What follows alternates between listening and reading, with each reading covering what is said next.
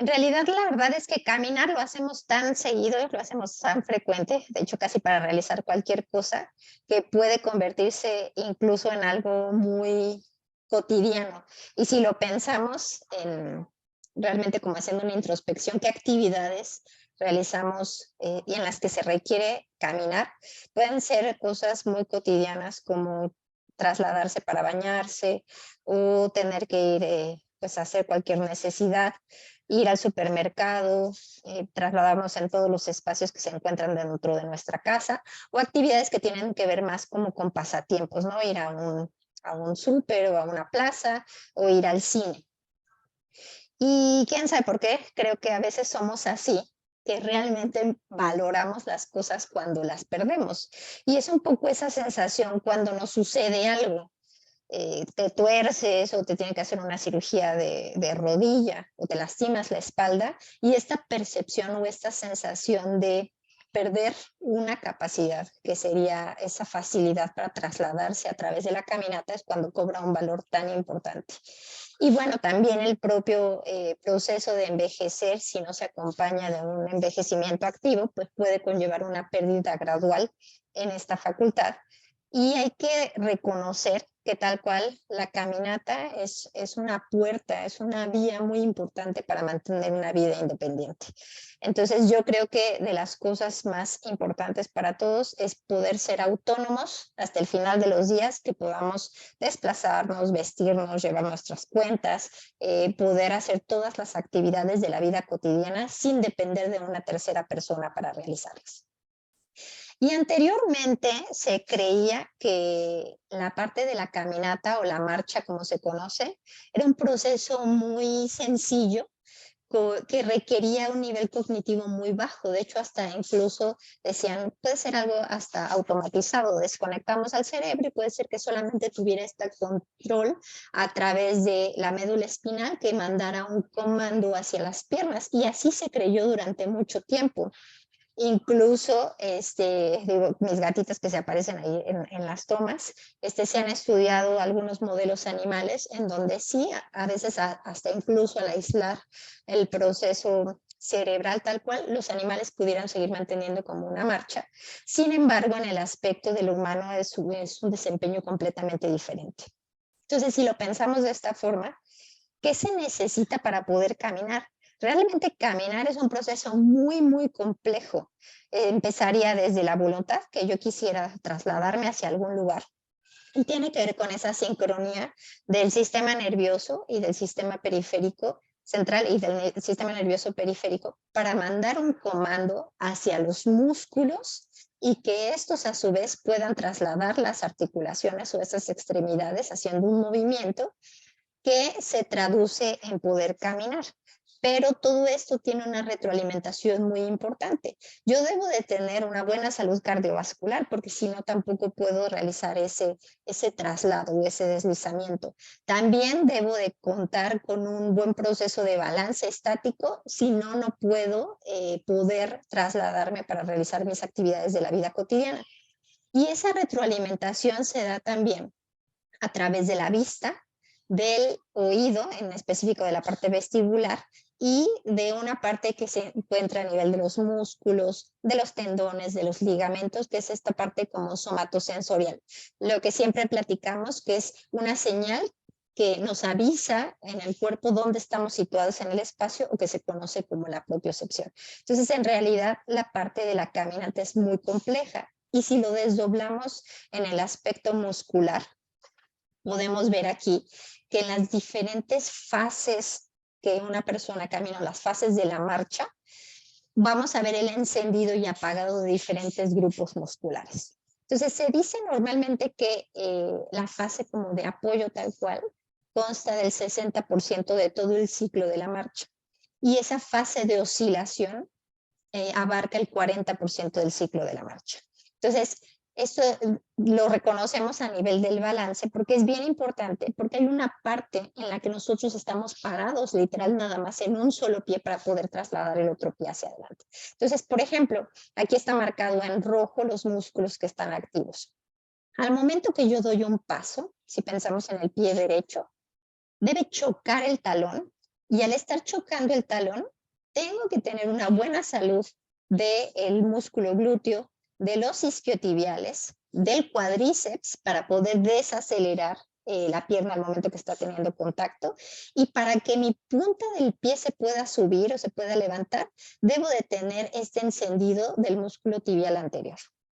Después se apoya el pie, digamos, sobre lo plano, siguen encendidos estos grupos musculares, se va haciendo ese traslado, se empiezan a encender la parte posterior de los músculos o la pantorrilla, junto con el sóleo, y de ahí viene esta fase otra vez de empuje para poder trasladar la pierna otra vez hacia la parte de adelante e iniciar este ciclo de oscilación o esta fase de oscilación para poder iniciar nuevamente con el choque sobre el talón. Entonces la marcha abarca ese encendido y apagado de diferentes grupos musculares, y aquí cobra mucho sentido el por qué hacemos lo que hacemos, o sea, por qué mejorar la movilidad de los tobillos, porque desde ahí empieza el ciclo de la marcha. ¿Por qué estar sentado en una silla y hacer elevaciones de las puntas de los pies hacia arriba? Porque si no, mi pie estaría completamente caído y corro riesgo de tropezarme. ¿Por qué estirar la pantorrilla? Para mejorar el arco de movilidad y que justo no me tropiece tan fácilmente. ¿Por qué fortalecer el cuádriceps? Porque tiene que desacelerar al momento que va a tener ese choque de talón, si no caeríamos literal así como tablas, ¿no? Sin poder controlar el movimiento. ¿Por qué fortalecer el glúteo? Lo mismo, para poder estar estables durante el ciclo de la marcha. Aquí a lo mejor no está tan encendido el glúteo medio, pero en esta fase también es bien importante para poder tener un buen equilibrio e iniciar esa fase de oscilación. Y aquí está el iliosoas, para que durante algunos ejercicios hacer flexión de cadera o llevar las rodillas hacia el pecho, justo para poder tener o abarcar esta parte del ciclo. Entonces aquí lo veríamos un poco en articulaciones. Yo debo de tener buena movilidad articular para poder acompañar todo este proceso de caminata. Que mi pie se suba depende de la fuerza muscular, pero también de esa flexibilidad articular misma que se va perdiendo a la medida que vamos envejeciendo. Este apoyo sobre lo plano, y aquí también debo de tener buena flexibilidad a la vez que fuerza muscular en mi pantorrilla. Entonces es un encendido muy importante, de tal forma que nosotros podemos identificar fácilmente cuando una marcha está afectada. Si se fijan, ya no existe, digamos, esta parte de llevar la pierna lo más alejada posible, la marcha es más sobre lo plano, y de ahí que se corre el riesgo de tener alguna caída, a lo mejor está aumentada la base de sustentación para evitar el riesgo de perder el equilibrio. Entonces, actualmente ya se sabe que no es un proceso realmente cognitivo sencillo, es un proceso cognitivo muy amplio, en donde hay encendido y apagado de músculos, pero los comandos vienen a través del sistema nervioso central, y de ahí toda la señalización hacia el sistema nervioso periférico, hacia los músculos implicados en la marcha, y el tener buen control de estas articulaciones para poder ejecutar los movimientos. Entonces, imaginen, tenemos un estímulo visual. Yo estoy viendo a lo mejor un semáforo porque voy a cruzar la calle. Y a su vez tengo esta noción espacial de dónde estoy situado en el espacio y ciertos comandos que me permiten mantener el equilibrio. Y a su vez, al momento de que yo quiero iniciar la marcha, tengo una retroalimentación que la mandan mis tendones, la mandan mis ligamentos, mi cápsula articular y mis músculos, que le dicen al cuerpo, a ver, ya estoy listo para poder iniciar esa caminata. Entonces, yo recibo información del exterior, y esa información del exterior se manda al cerebro a sitios específicos que están implicados en el control del movimiento.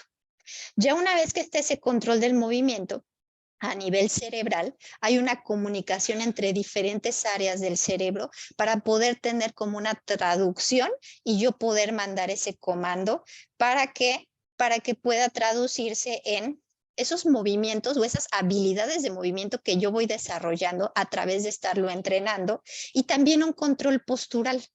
Un control postural, a lo mejor que se vería reflejado en que qué tan fuerte tengo yo el centro del cuerpo, qué tan fuerte tengo los músculos de la espalda alta, los músculos de la espalda baja, porque todo eso se necesita estabilizar para yo poder dar un paso.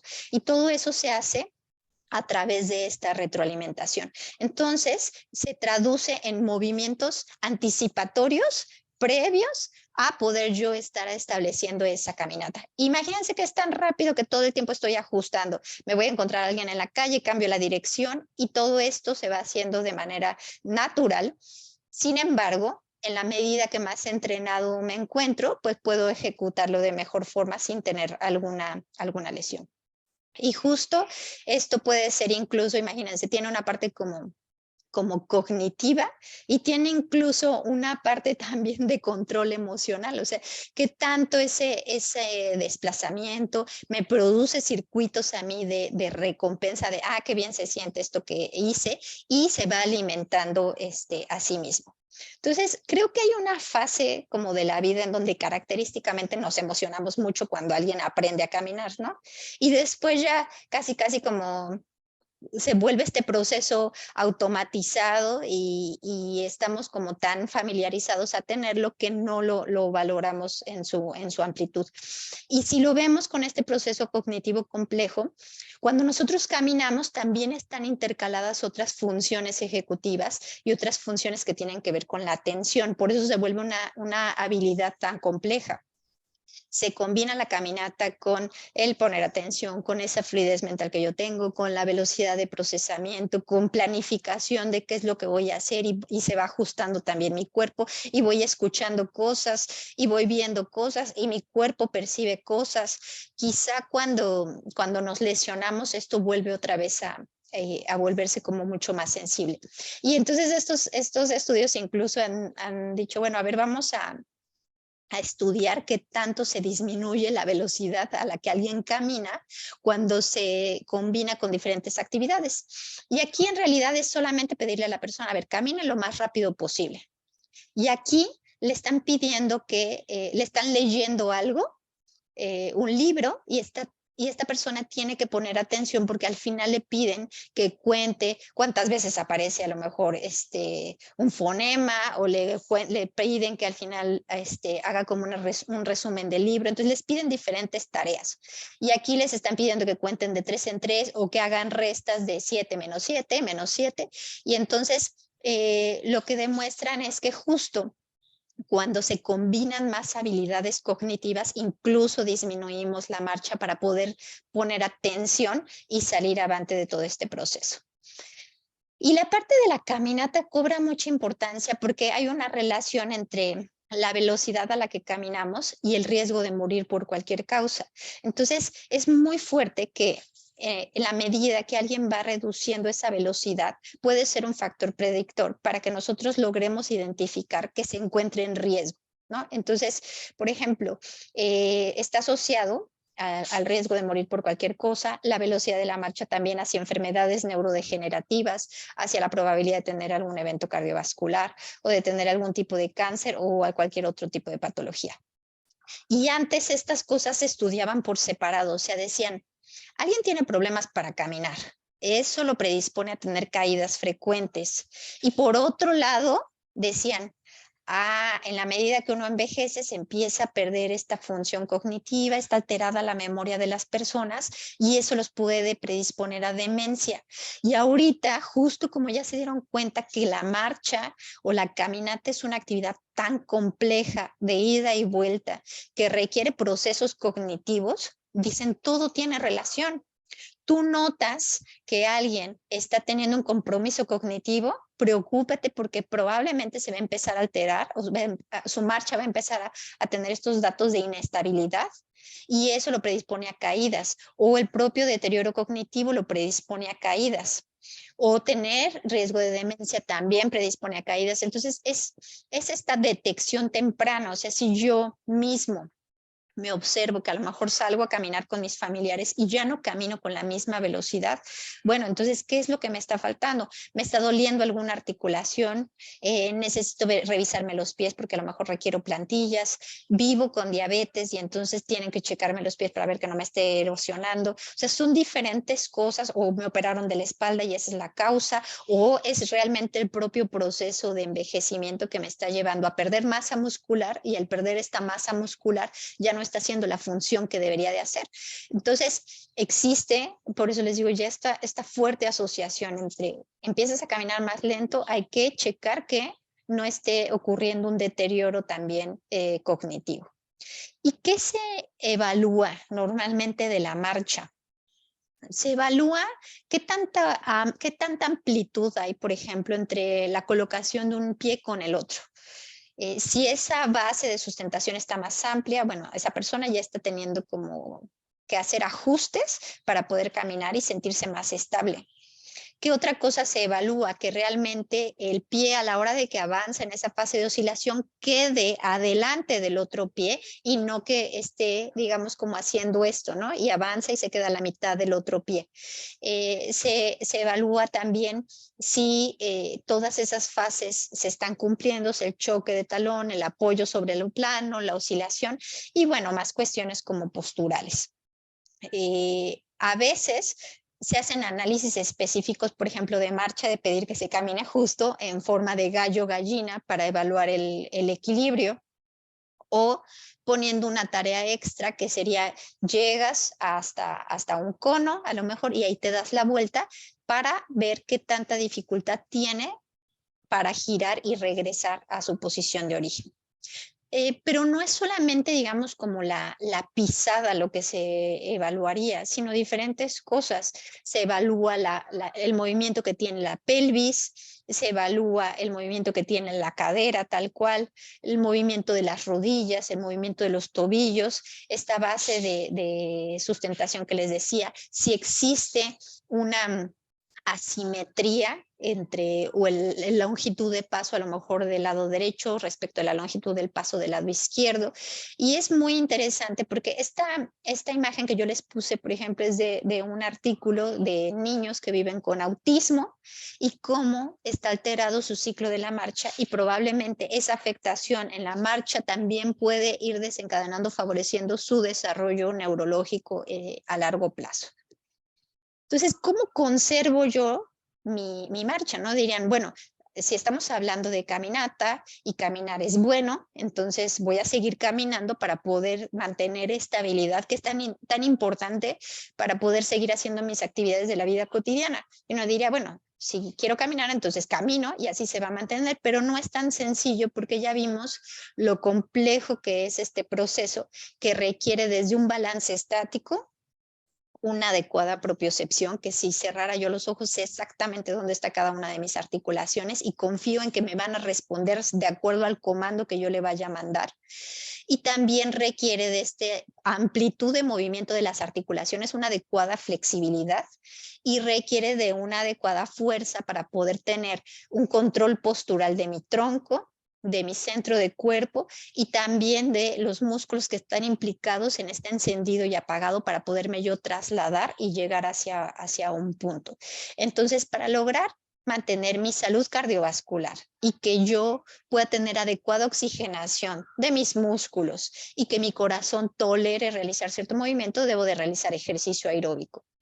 Para poder mantener la salud de los músculos y poder propulsar en cada una de las fases del ciclo de la marcha, tengo que realizar ejercicios de fuerza específicos para los músculos implicados en la marcha.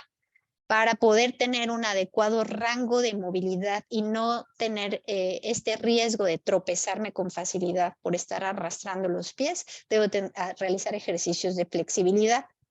Y para conjuntar toda esta orquesta que comanda el cerebro de encendido y apagado de los músculos, debo de realizar ejercicio neuromotor para poder conservar mi componente de balance. El neuromotor, como saben, se puede realizar con ejercicios de equilibrio tal cual o con aditamentos como el uso de pelota. Entonces, a veces se preguntan, no, bueno, ¿desde cuándo se ha transmitido esta parte de que caminar sería saludable? Y esta es una frase que a mí me gusta mucho, ¿no? Y separa justo el componente del ejercicio, ¿no? Está diciendo caminatas, vida sencilla, aire libre y ejercicio continuo. Y este sería otro apartado que también está saliendo mucho en boga, ¿no? Dicen, escuché una noticia que dice, la novedosa, y entre paréntesis, vieja terapia para combatir la ansiedad y la depresión, ¿no? Realizar caminatas. Y esto es algo que ya se sabe desde hace mucho tiempo, se recomienda incluso en la práctica budista como una estrategia para poder tener una meditación en movimiento, y es esa caminata consciente.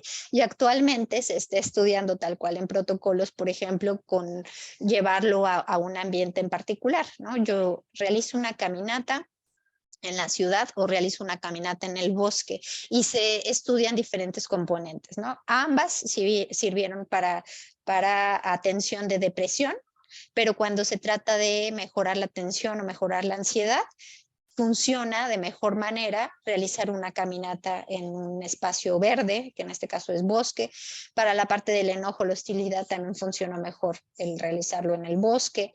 Para la fatiga o esta sensación de fatiga fue menor cuando se realizó en el bosque.